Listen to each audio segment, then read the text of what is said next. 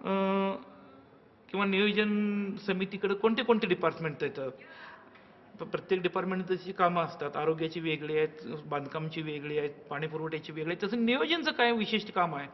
आम्हाला त्यावेळेला काय सांगितलं की जयसिंगपूरचा विस्तार, त्याचं डिझाईन, ह्याचं नियोजन, परंतु तो टोटली टेक्निकल इश्यू आहे. म्हणजे तो हे आहे. तिथं मग त्या बेसची माणसं आहेत का आमच्याकडे नियोजन समितीत, हे एक. आणि दुसरं मग झोपडपट्टींचं म्हणजे नियमितीकरण करणं. परंतु त्याच्यासाठी काय केलं पाहिजे, त्याच्यासाठी काय फॉलोअप आहे, काहीच आम्हाला. आणि सगळे जे नियोजनमध्ये आहे ते सगळे आम्ही नवीन आहोत. आत्ता फक्त एक आम्हाला बागेच्या डेव्हलपमेंटसाठी काहीतरी गव्हर्नमेंटकडून काहीतरी स्कीम यायची शक्यता आहे.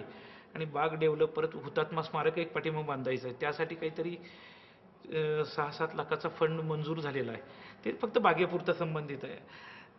मला नाही वाटत की बाग डेव्हलप करा म्हणजे नियोजन समिती, की स्मारक उभा करा म्हणजे नियोजन. हे जस्ट शाहू महाराजांनी जयसिंगपूरचं नियोजन करताना आखीव रेखीव रस्ता बोळ, ह्या प्लॉटमध्ये एवढे प्लॉट, हे जे नियोजन ह्या शब्दाची जी डेफिनेशन आहे, त्या डेफिनेशनच्या अंडर आपल्याला काय काम करायचं ते अजून आम्हाला कळलंच नाही.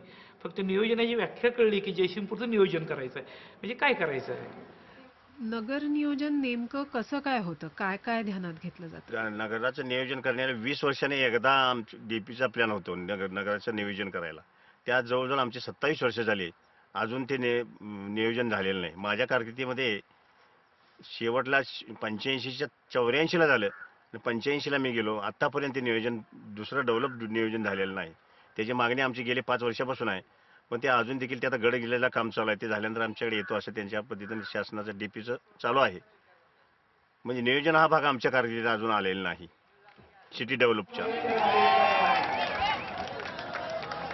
If the municipality and private enterprise in the city can come together to successfully conduct a large sports event every year, it should be possible for such partnerships to be formed to find solutions for the issues of city development. The constitutional mandate of local governments is quite comprehensive to ensure economic development and social justice.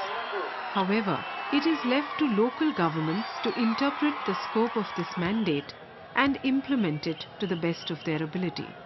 This has been and will remain the challenge before all those participating in local governance. With how much energy and creativity they accept it will determine the course of representative governance and ultimately the fate of our cities.